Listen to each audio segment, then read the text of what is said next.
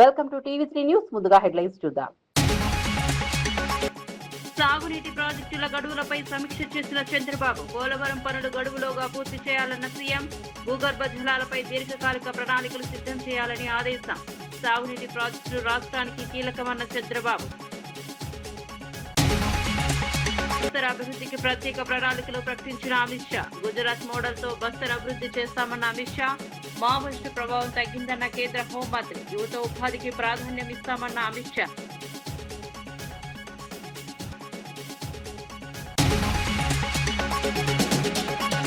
చంద్రబాబు వ్యాఖ్యలపై అంబటి రాంబాబు ఘాటు విమర్శలు. పిల్లల అంశంపై చంద్రబాబు సలహాలు విడ్డూరమన్న అంబటి.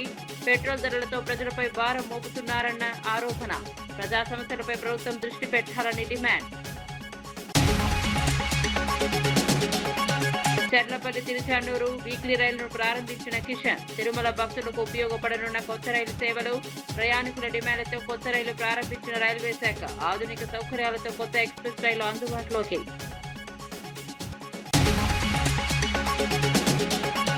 ప్రజాస్వామ్య స్ఫూర్తికి నిదర్శనంగా కేరళలో అరుదైన దృశ్యం. సీఎం ప్రమాణ స్వీకారానికి హాజరైన మాజీ సీఎం పినరయి. ప్రత్యర్థుల మధ్య పరస్పర గౌరవం చాటిన కేరళ నేతలు. రాజకీయాల్లో సంస్కారానికి నిదర్శనంగా నిలిచిన ఘటన. రాష్ట్రంలోని సాగునీటి ప్రాజెక్టుల పురోగతిపై ముఖ్యమంత్రి చంద్రబాబు నాయుడు సమీక్షా సమావేశం నిర్వహించారు. పోలవరం సహా వివిధ ప్రాజెక్టుల పనులు నిర్దేశిత గడువుల్లో పూర్తి కావాలని అధికారులను సూచించారు. ఇటీవల విడుదల చేసిన ఇరిగేషన్ క్యాలెండర్ ప్రకారం పనులు వేగవంతం చేయాలని ఆదేశించారు. సాగునీటి సంఘాలతో పాటు ప్రజల భాగస్వామ్యాన్ని పెంచేలా కార్యాచరణ చేపట్టాలని సూచించారు. భూగర్భ జలాలు సమర్థంగా వినియోగించుకునేందుకు స్వల్ప మధ్య దీర్ఘకాలిక ప్రణాళికలు రూపొందించాలని ఆదేశించారు. రాష్ట్ర అభివృద్ధికి సాగునీటి ప్రాజెక్టులు కీలకమని సీఎం పేర్కొన్నారు.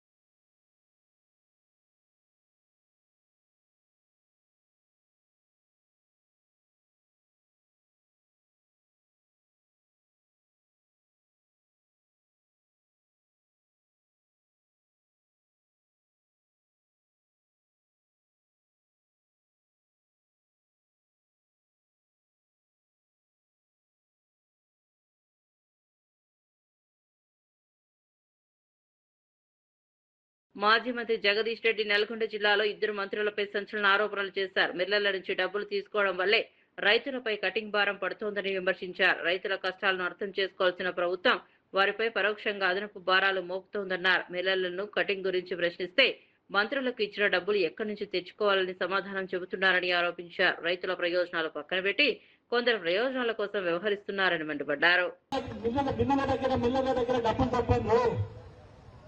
ఈ జిల్లా మంత్రులు ఇద్దరు మిల్లర్ల దగ్గర డబ్బులు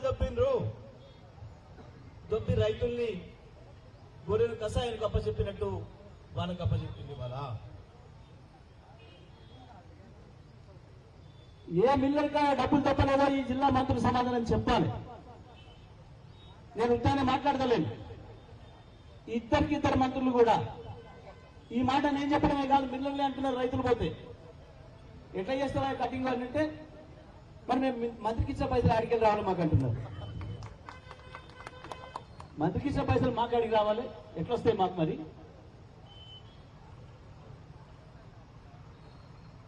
మీ కళ్ళంలో ఉన్న ఒడ్లను కూడా ఎక్కడ తడుస్తుందో మబ్బులు వచ్చినాయి అంటే కేసీఆర్ మా అందరికి ఇచ్చేది. మంత్రులకే కాదు, జాయింట్ ఎమ్మెల్యేలకు ఫోన్లు చేసేది. ఏమైందా వాన వస్తుందని వార్తలు వస్తున్నాయి. వాతావరణంలో వానలు వస్తాయని చెప్తున్నారు. మీ కళ్ళాలను చూసుకుంటున్నారా? అదేదో మా ఎమ్మెల్యే గారి పొలం అయినట్టు, నా పొలం అయినట్టు, కేసీఆర్ సొంత పొలం అయినట్టు. బండి భగీరథ వ్యవహారంలో బీఆర్ఎస్ మహిళా నాయకులు చార్మినార్ భాగ్యలక్ష్మి ఆలయం ప్రత్యేక ప్రార్థనలు నిర్వహించారు. కేంద్ర మంత్రికి మంచి బుద్ధి ఇవ్వాలని అమ్మవారిని ప్రార్థించినట్లు తెలిపారు. భాగ్యలక్ష్మి ఆలయం పట్ల కేంద్ర మంత్రికి ప్రత్యేక అనుబంధం ఉందని, అందుకే ఈ ఆలయానికి వచ్చామని పేర్కొన్నారు. ఈ వ్యవహారంపై పూర్తిగా పారదర్శకత దర్యాప్తు జరగాలని డిమాండ్ చేశారు. రాజకీయ ఒత్తిళ్లకు లొంగకుండా నిజాలు బయటకు తీసుకురావాలని ప్రభుత్వాన్ని కోరారు. మైనర్ బాలిక అంశంలో ఎలాంటి రాజకీయ ప్రభావం ఉండకూడదని స్పష్టం చేశారు. నైతిక విలువల దృష్ట్యా ఈ వ్యవహారంపై బాధ్యతాయుత నిర్ణయాలు తీసుకోవాలని బీఆర్ఎస్ మహిళా నేతలు అభిప్రాయపడ్డారు. ఈ రోజు మేము కూడా ఛాలెంజ్ చేస్తా ఉన్నాం. అన్న నీ పుణ్యమే ఈ రోజు మేము కూడా ఇక్కడికి వచ్చి అమ్మవారిని దర్శించుకున్నాం. అమ్మవారిని ఒకటే కోరినాం, మీరు కేంద్ర సహాయ మంత్రిగా ఉండడం వల్లే పోలీసు వాళ్ళు బండి సాయి భగీరథను అరెస్ట్ చేయకుండా వారం రోజుల పాటు తత్సారం చేసినారు. ఇదే పదవిలో మీరు ఇంకా కొనసాగుతూ ఉంటే బండి సాయి భగీరథ కేసు నీరుగారిపోతుందేమో అనే ఆలోచన ప్రజలలో బాగా ఉన్నది. కాబట్టి మీరు చెప్పినా చెప్పకపోయినా కేంద్ర సహాయ మంత్రి కాబట్టి ఇప్పటికి వారం రోజులు దాటేసుకుంటూ వచ్చినారు. భవిష్యత్తులో కూడా అట్లాంటి పరిస్థితి ఉంటుందేమో అని చెప్పి ప్రజల్లో ఇంకా కూడా అట్లాంటి కన్ఫ్యూజన్ ఉంది. కాబట్టి బండి సంజయ్ గారు మీకు మీరే బాధ్యత వహించి మీరు మీ పదవికి రాజీనామా చేస్తే దేశం మొత్తం, రాష్ట్రమే కాదు దేశం మొత్తం కూడా గర్విస్తుంది మిమ్మల్ని చూసి. కాబట్టి మీకు అట్లాంటి సద్బుద్ధిని ఇవ్వాలని చెప్పి అమ్మవారిని వేడుకోవడానికి ఈ రోజు మేము వచ్చినాం. భగీరథ్ వ్యవహారంపై తెలంగాణ బీజేపీ అధ్యక్షుడు రామచంద్రరావు ఘాటుగా స్పందించారు. బండి సంజయ్ కుటుంబానికి సంబంధించిన అంశాన్ని బీఆర్ఎస్ నేతలు రాజకీయ రాద్ధాంతంగా మారుస్తున్నారని ఆరోపించారు. బీజేపీ ఎదుగుదలను తట్టుకోలేక వ్యక్తిగత అంశాలను రాజకీయ ప్రయోజనాల కోసం వాడుకుంటున్నారని విమర్శించారు. పార్టీని రాజకీయంగా ఎదుర్కోలేక సోషల్ మీడియా బృందాలు రిటైర్డ్ అధికారులను ఉపయోగిస్తున్నారని పేర్కొన్నారు. ప్రజా సమస్యలపై పోరాటం చేయాల్సిన ప్రతి క్షణం కుటుంబ వ్యవహారాలను రాజకీయ అంశాలుగా మార్చడం సరికాదన్నారు. ప్రజలు అన్నింటినీ గమనిస్తున్నారని, వాస్తవాలు త్వరలోనే బయటపడతాయని చెప్పారు. బండి సంజయ్ గారి ఒక విషయాన్ని, కుటుంబ విషయాన్ని తీసుకొచ్చి ఇంకో కుటుంబం, ఆ మైనర్ అమ్మాయి కుటుంబాన్ని కూడా రోడ్డు మీద చూస్తున్నారు. మీకు వేరే కార్యక్రమం లేనట్టు మీ లీగల్ సెల్ టీము, మీ సోషల్ మీడియా టీము, మీ రిటైర్డ్ పోలీస్ ఆఫీసర్స్ టీము ఏం పని లేనట్టు ఇదే పని పెట్టుకున్నారు. నేను బీఆర్ఎస్ పార్టీని అడుగుతాను, what is the moral right your got? అయిపోయింది. What is enough is enough. ఇంకా భారతీయ జనతా పార్టీ ఇంకా మమ్మల్ని బద్నాం చేస్తే, పార్టీ మీరు తట్టుకోలేకపోతే రాజకీయంగా మీరు రాజకీయాన్ని విత్డ్రా కాండి. Fight politically with us. Don't fight on personal issues. మంత్రి కొండా సురేఖ ముఖ్యమంత్రి రేవంత్ రెడ్డిని మర్యాదపూర్వకంగా కలిసి సరస్వతి అంత్య పుష్కరాలకు ఆహ్వానించారు. జయశంకర్ భూపాలపల్లి జిల్లా కాళేశ్వరంలో మే 21 నుంచి జూన్ 1 వరకు జరగనున్న పుష్కరాల ఏర్పాట్లపై చర్చించినట్లు సమాచారం. భక్తులకు ఎలాంటి అసౌకర్యం కలగకుండా అన్ని శాఖల సమన్వయంతో పనిచేయాలని సూచించారు. ఈ కార్యక్రమంలో ఎంపీ వేం నరేందర్ రెడ్డి, దేవాదాయ శాఖ అధికారులు, ఆలయ అర్చకులు పాల్గొన్నారు.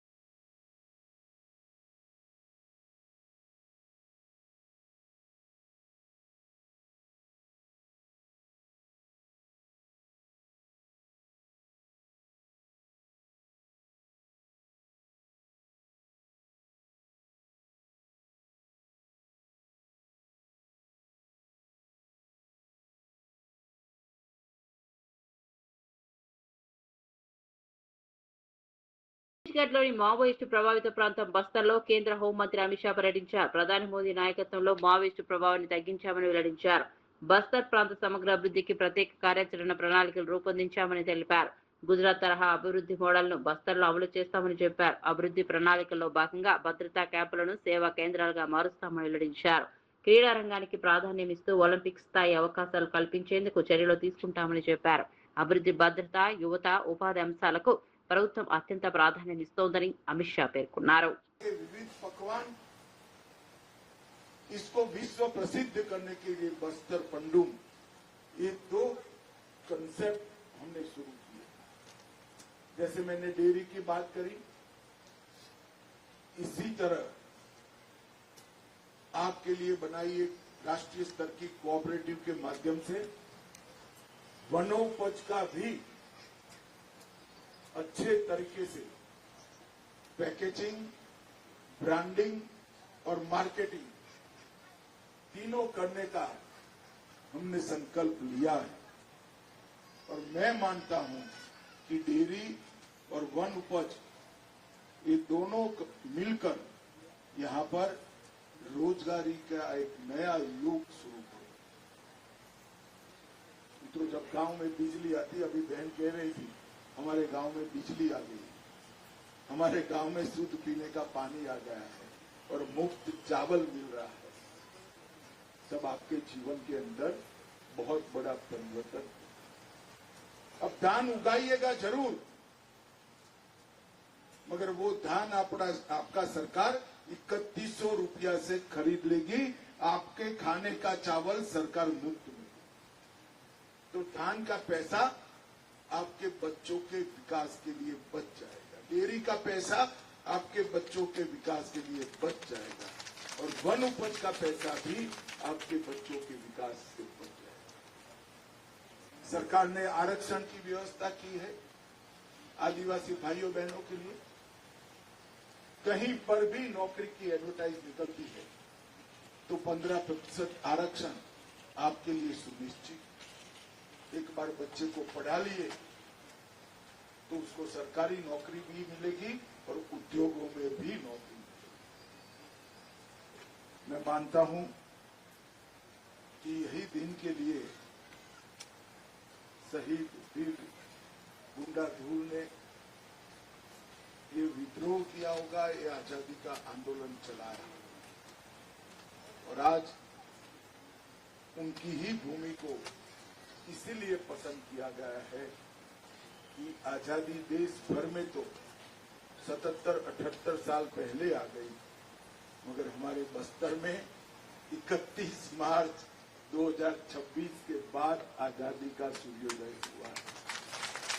और मैं आज विश्वास दिलाकर चाहता हूं कि जो देरी हुई है उसका पूरा नुकसान हम बहुत जल्दी भरपाई करेंगे, और यहाँ के क्षेत्र के लोगों के विकास के लिए भारत सरकार और छत्तीसगढ़ सरकार कोई कसर नहीं छोड़ेगी। मेरा आप सबसे एक ही निवेदन, ढेर सारे लोग आए, अलग अलग प्रकार की बातें करें, विकास को रोकना कभी विकास को लाता नहीं।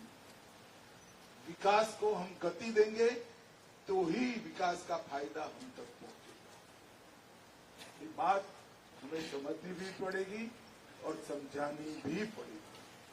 अंत में फिर से एक बार गांव के सभी आदिवासी भाइयों को मन पूर्वक बहुत बहुत शुभकामनाएं देना चाहता हूं कि आज आपके गांव से जो शुरुआत हुई है, ये पूरे बस्तर में 70 कैंप जब ऐसे बन जाएंगे, ये हमारे लिए एक नया आजादी का भी दिन होगा और सूर्योदय का भी दिन होगा।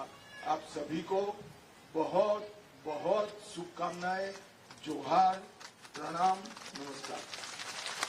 విపత్తుల సమయంలో తొలి గంట అత్యంత కీలకమని మంత్రి పొంగులేటి శ్రీనివాసరెడ్డి అన్నారు. హైదరాబాద్ ఖైరతాబాద్ హెచ్ఎండిఏ మైదానం నిర్వహించిన భారీ విపత్తు నిర్వహణలో మాక్ డ్రిల్ కార్యక్రమాన్ని ప్రారంభించారు. జిల్లా కలెక్టర్, హైడ్రా కమిషనర్, అగ్నిమాపక శాఖ అధికారులతో కలిసి ప్రత్యేక ప్రదర్శనలను పరిశీలించారు. రక్షణ బృందాలు నిర్వహించిన విన్యాసాలు అత్యవసర పరిస్థితుల సమన్వయాన్ని మెరుగుపరచడమే లక్ష్యంగా చేపట్టినట్లు తెలిపారు. రాష్ట్రంలో విపత్తు నిర్వహణ వ్యవస్థను మరింత బలోపేతం చేసేందుకు ఆధునిక సాంకేతికతను తీసుకురానున్నట్లు చెప్పారు. డ్రోన్లు, ఆధునిక కమ్యూనికేషన్ వ్యవస్థలను అందుబాటులోకి తీసుకురానున్నట్లు మంత్రి వెల్లడించారు. విపత్తు వచ్చినప్పుడు, ప్రజల కష్టాల్లో ఉన్నప్పుడు, వరదలో, అగ్ని ప్రమాదాలో ఊహించని రీతిలో సంభవించినప్పుడు వారిని ఎలా రక్షించగలుగుతాము, ఎలా ఆ ప్రజలకి బాసటగా ఉండగలుగుతామనేది ఈరోజు ఈ మాక్ డ్రిల్ యొక్క ముఖ్య ఉద్దేశం. తెలంగాణ రాష్ట్రంలో అనేక జిల్లాల్లో ఇటు గోదావరి అటు కృష్ణా పొంగినప్పుడు, పై రాష్ట్రాల్లో అత్యధిక వర్షాలు కురిసి వరద వచ్చినప్పుడు, ఈ ప్రాంతాల్లో అగ్ని కొన్ని సందర్భాల్లో సంభవించినప్పుడు దీన్ని ఎలా కాపాడాలి, ఎలా రక్షించాలి అనే అంశం మీద ప్రపంచంలో ఉన్న లేటెస్ట్ ఎక్విప్మెంట్ అంతా తెలంగాణ రాష్ట్రంలో తీసుకొచ్చే దాంట్లో రాష్ట్ర ప్రభుత్వం అధికారుల సూచనలు ఆలోచనలకు అనుగుణంగా క్షుణ్ణంగా పరిశీలించే దాంట్లో భాగంగా ఈ మాక్ డ్రిల్ని డెఫినెట్గా మంచి తెలంగాణ రాష్ట్రానికి జరుగుద్దని మనస్ఫూర్తిగా ఆశిస్తూ ఇంత మంచి కార్యక్రమాన్ని ఏర్పాటు చేసిన మా అధికారులకి సహకరించిన అధికారులకు కూడా మరొకసారి అభినందనలు కృతజ్ఞతలు చెప్తూ అందరి దగ్గర సెలవు. తెలంగాణలో గోవుల అక్రమ రవాణాను అరికట్టాలని డిమాండ్ చేస్తూ బీజేపీ ఎమ్మెల్యే రాజాసింగ్ రాష్ట్ర డీజీపీకి బహిరంగ లేఖ రాశారు. ఇటీవల గోవుల లారీని గోరక్షకులు అడ్డుకున్న ఘటనను ఆయన ప్రస్తావించారు. చట్టం అందరికీ సమానంగా వర్తించాలని, ఎలాంటి రాజకీయ ప్రవాహం లేకుండా పోలీసులు పనిచేయాలని కోరారు. గోవుల అక్రమ రవాణాపై కఠిన చర్యలు తీసుకోవాలని విజ్ఞప్తి చేశారు. గోరక్షకులను బెదిరించడం, వారిపై కేసులు నమోదు చేయడం సరికాదన్నారు. చట్టాన్ని నిక్షిప్తపాతంగా అమలు చేస్తేనే ప్రజల్లో నమ్మకం పెరుగుతుందని పేర్కొన్నారు. అక్రమ రవాణాపై ప్రత్యేక చర్యలు తీసుకోవాలని రాజాసింగ్ డిమాండ్ చేశారు.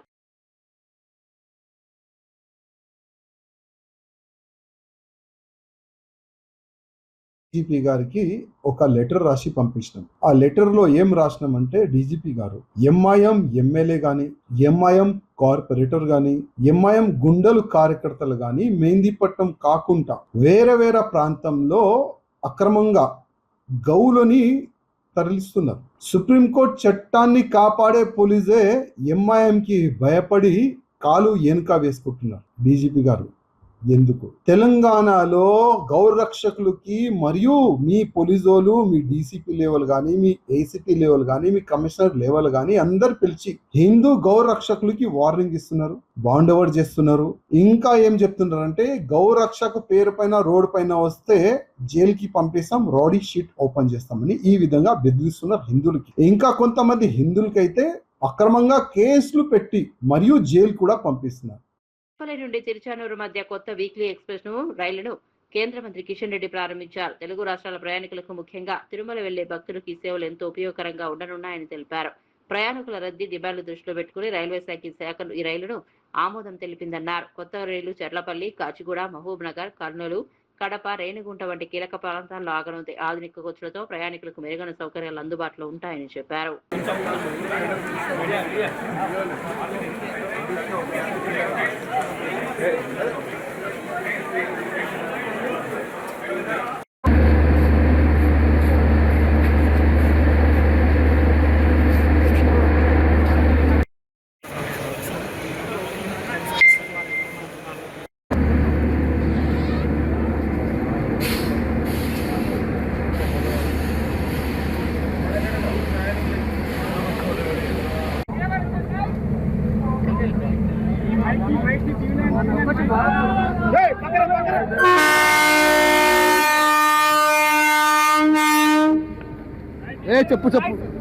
ఎక్కువ మంది పిల్లల్ని కనాలన్న చంద్రబాబు వ్యాఖ్యలపై వైసీపీ నేత అంబటి రాంబాబు తీవ్రంగా స్పందించారు. చంద్రబాబు, లోకేష్ ఒక్కో బిడ్డడే కనగా ఇప్పుడు ఇతరులకు సలహాలు ఇవ్వడం విడ్డూరంగా ఉందన్నారు. లోకేష్ డబ్బులకే ఎక్కువ ప్రాధాన్యం ఇస్తారని విమర్శించారు.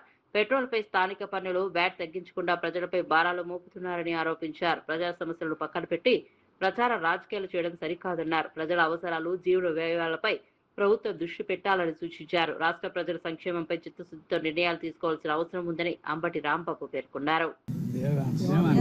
అతను కూడా ఒకనే గంట రాసుకోండి. రేపు వాళ్ళ ఆస్తులు మాత్రం చెదరకూడదు, వాళ్ళ ఆరోగ్యాలు మాత్రం దెబ్బతినకూడదు.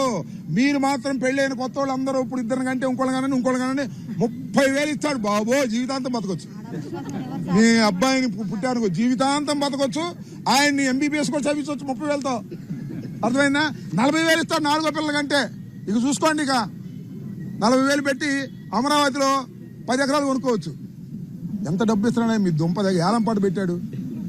30,000, 40,000, ఇద్దరు కంటే లేదు, ముగ్గురు కంటే 30, నలుగురు అంటే 40, 5 కంటే 50.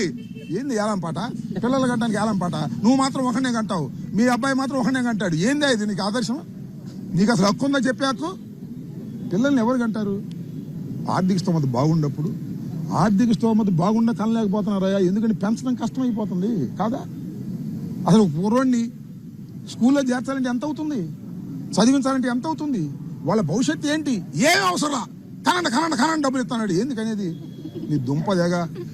అందువల్ల మీరందరూ విలేకరులు అందరూ పెళ్ళైన వాళ్ళు ఎవరు ఉంటే యువకులు, ఇద్దరు కంటే ఆపమాకండి, 3 వాళ్ళని కనండి. ఇంటికి మిమ్మల్ని కొడతారు.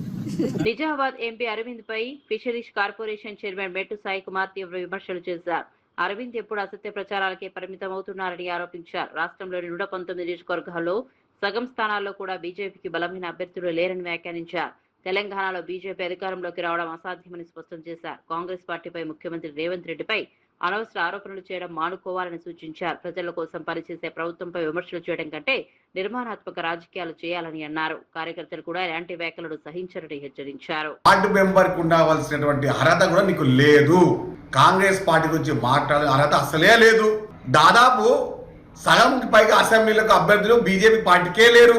అయినా కానీ మోతాబరి మాటలు, చిల్లర వ్యవహారాలు, రాజకీయం గురించి మాట్లాడే బదులు కాంగ్రెస్ పార్టీ గురించి మాట్లాడే బదులు కొంచెం ఒక చిన్న చెప్తున్నా, వచ్చే 10 సంవత్సరాలు ముఖ్యమంత్రిగా యనుమల రేవంత్ రెడ్డి గారే ఉంటారు. కాంగ్రెస్ పార్టీ తెలంగాణలో అధికారంలో ఉంటుంది. ఈ విషయాన్ని మీరు మర్చిపోకండి. మర్చిపోయిన ప్రతిసారి మేము గుర్తు చేస్తూనే ఉంటాం. బీజేపీ గురించి చెప్పాలంటే బీజేపీ పార్టీలో ఉన్న 8 మంది ఎమ్మెల్యేలు, 16 మంది గ్రూపులు, ఇక వీరే అధికారంలో మాట్లాడుతూ ఉంటారు. చిల్లర మాటలు, చిల్లర వ్యవహారాలు, చిల్లర రాజకీయాలు, చిల్లర మాటలు మాట్లాడే ధర్మపురి అరవింద్ గారు మీ నెత్తిపైన బొచ్చు రావడం ఎంత అబద్ధమో బీజేపీ కూడా తెలంగాణ రావడం కూడా అంతే అబద్ధం. కాబట్టి రాజకీయం ఎట్లా మాట్లాడాలో, ఏ విధంగా చేయాలో వచ్చి నేర్చుకోండి. నేర్చుకోకపోతే మీ యొక్క కుటుంబాన్ని అడగండి. కాంగ్రెస్ పార్టీ గురించి స్పష్టంగా చెప్తారు.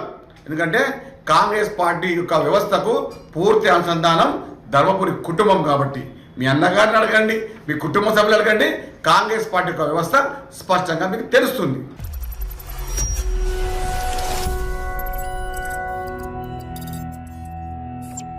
రాజకీయాల్లో ప్రజాస్వామ్య స్ఫూర్తిని ప్రతిబింబించే అరుదైన దృశ్యం కనిపించింది. రాష్ట్ర కొత్త ముఖ్యమంత్రిగా బీడీ సతీశన్ బాధ్యతలు స్వీకరించిన కార్యక్రమానికి మాజీ ముఖ్యమంత్రి పినరయి విజయన్ హాజరు కావడం విశేషంగా మారింది.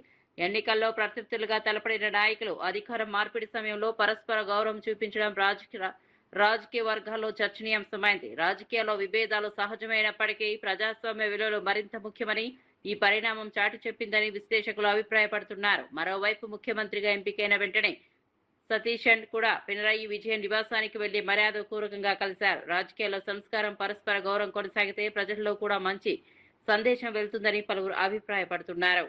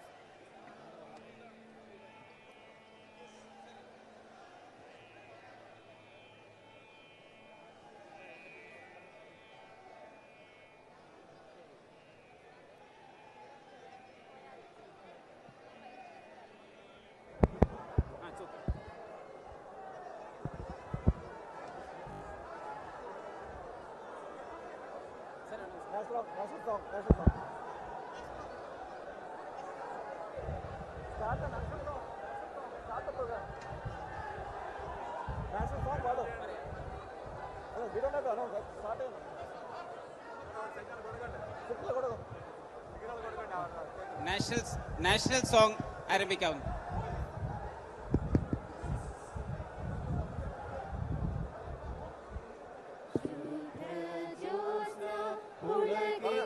బులెటిన్ ముగించే ముందు హెడ్లైన్స్ మరోసారి చూద్దాం. సాగునీటి ప్రాజెక్టుల గడువులపై సమీక్ష చేసిన చంద్రబాబు, పోలవరం పనులు గడువులోగా పూర్తి చేయాలన్న సీఎం, భూగర్భ జలాలపై దీర్ఘకాలిక ప్రణాళికలు సిద్ధం చేయాలని ఆదేశం. సాగునీటి ప్రాజెక్టులు రాష్ట్రానికి కీలకమన్న చంద్రబాబు. బస్తర్ అభివృద్ధికి ప్రత్యేక ప్రణాళికలు ప్రకటించిన అమిత్ షా, గుజరాత్ మోడల్ తో బస్తర్ అభివృద్ధి చేస్తామన్న అమిత్ షా. మావోయిస్టు ప్రభావం తగ్గిందన్న కేంద్ర హోంమంత్రి, యువత ఉపాధికి ప్రాధాన్యం ఇస్తామన్న అమిత్ షా.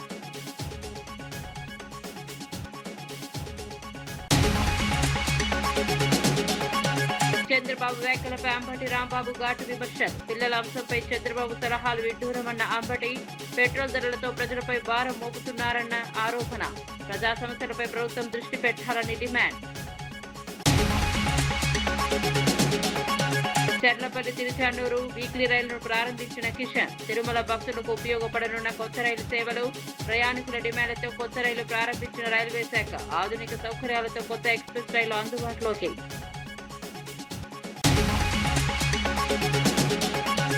ప్రజాస్వామ్య స్ఫూర్తికి నిదర్శనంగా కేరళలో అరుదైన దృశ్యం. సీఎం ప్రమాణ స్వీకారానికి హాజరైన మాజీ సీఎం పినరయి, ప్రత్యర్థుల మధ్య పరస్పర గౌరవం చాటిన కేరళ నేతలు. రాజకీయాల్లో సంస్కారానికి నిదర్శనంగా నిలిచిన ఘటన. మరిన్ని అప్డేట్స్ కోసం చూస్తూనే ఉండండి.